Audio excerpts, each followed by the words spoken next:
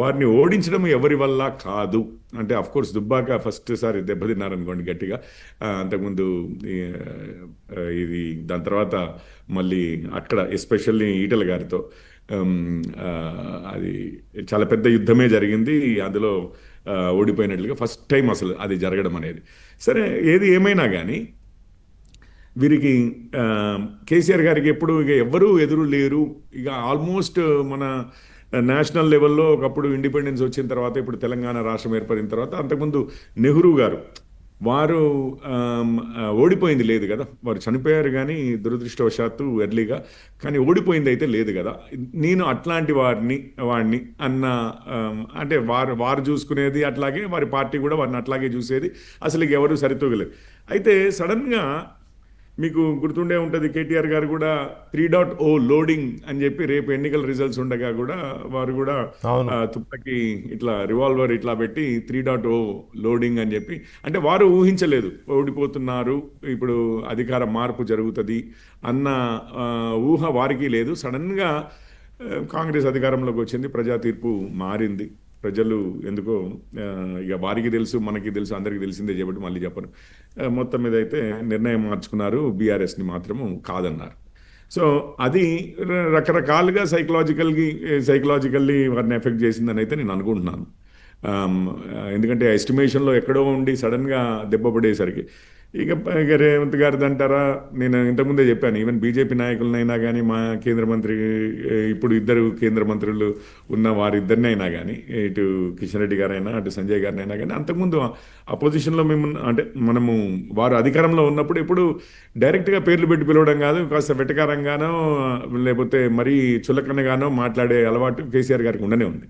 So ఇప్పుడు ఇక ఈ సందర్భంలో ఈ సిచ్యువేషన్ అసెంబ్లీకి రావాలి అనే రేవంత్ రెడ్డి గారి అది సరే సవాలను డిమాండ్ చేస్తామండి, డిమాండ్ చేస్తాం sir. Leader of the opposition position లో ఉన్నారు, అసలు ఈవెన్ ఎమ్మెల్యేగా పొజిషన్ లో ఉన్న గజ్వేల్ ప్రజలైనా కానీ వారి నాయకుడు వారి తరఫున వారి సమస్యలు విన్నవించాలి అసెంబ్లీలో అని చెప్పి ప్రతి వీరు అనుకుంటారు. ఒకవేళ కేసీఆర్ గారు నాకు రాష్ట్రం అంతా కాదు నేను కేవలం ఎమ్మెల్యేనే కదా అనుకుంటే, నేను చెప్తున్నాను ఈవెన్ గజ్వేల్ ప్రజలకైనా కానీ కొంచెము రిప్రజెంటేషన్ అనేది ఉండాలి. ఒకవేళ లేదు లీడర్ ఆఫ్ ది అపోజిషన్ అని అంటే రాష్ట్రానికే నాయకుడు, అంటే ప్రతిపక్షానికి రాష్ట్ర ప్రతిపక్షానికి అన్న టైప్లో నాయకుడు అని వారు భావిస్తే అది ఇంకా పెద్ద బాధ్యత కదా. దానికైనా కానీ వారు రావాల్సిందే. వారు నిజంగానే ఇప్పుడు నేను చెప్పిన దాంట్లో ఇప్పుడు వారు అనుకోవడమైనా కానీ ఇక వారంత నాయకుడే లేరు అన్న భావన ఉన్నప్పుడు, అండ్ వారి పార్టీ వారికి కూడా ఉన్నప్పుడు మరి అట్లాంటి నాయకుడిని ప్రజాసేవలో తెలంగాణ సేవలో వాడరా? కేవలం మీరు అధికారంలోకి వచ్చి మీ పార్టీ సేవలోనో మీ కుటుంబ సేవలోనో వాడుకుంటారా? మా వైపు బాధ్యత లేదా కేసీఆర్ గారికి, అంటే తెలంగాణ ప్రజల వైపు బాధ్యత లేదా? సో వారు వచ్చి మాట్లాడడం అనేది అది ఇంపార్టెంట్ అండి. ఇప్పుడు సభకి గౌరవం అనేది ఒకటి ఉంటుంది, దాని తర్వాత పదవికి గౌరవం అనేది ఉంటుంది. ముఖ్యమంత్రి ఎవరైనా కానీ మన రాష్ట్ర ముఖ్యమంత్రి, ఇప్పుడు ప్రధానమంత్రి ఎవరైనా మన దేశ ప్రధానమంత్రి, ఆ గౌరవాలు అట్లాగే సుప్రీంకోర్టులలో కానివ్వండి పార్లమెంట్లో కానివ్వండి ఏదైనా కానీ అవి ఒక మనిషి కోసం అని కాదు. ఆ గౌరవము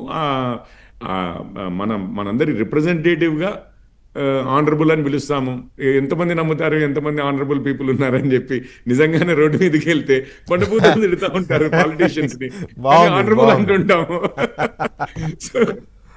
అది ఎందుకనంటే వారిని వ్యక్తి కాదు కదా, అది పదవికి ఇస్తాం కాబట్టి honourable member of the assembly excellency అంటాం గవర్నర్స్ ని ప్రెసిడెంట్స్ ని, అది పదవికి అది పదవికి అది పదవిలో ఉండి దుర్మార్గాలు చేసిన చాలా మంది ఉన్నారు.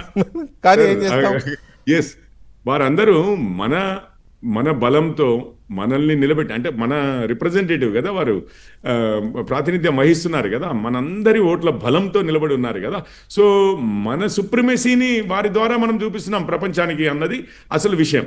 సో దానికి తప్పనిసరిగా గౌరవం అనేది అందరము ఇవ్వవలసిన పరిస్థితి. క్రిటిసిజం అనేది ఆఫ్ కోర్స్ అపోజిషన్లో ఉన్నాం కాబట్టి తప్పనిసరిగా క్రిటిసిజం చేస్తాము, చెయ్యాలి, అదే బాధ్యత కూడా. అండ్ అసెంబ్లీ అనేది ఒక ఇదేంటి వెన్యూ ఆఫ్ రికార్డ్ కదండి, అంటే అక్కడ ఏది జరిగింది ఏదన్నా తప్పు మాట్లాడితే స్పీకర్ గారు ఏమంటారు,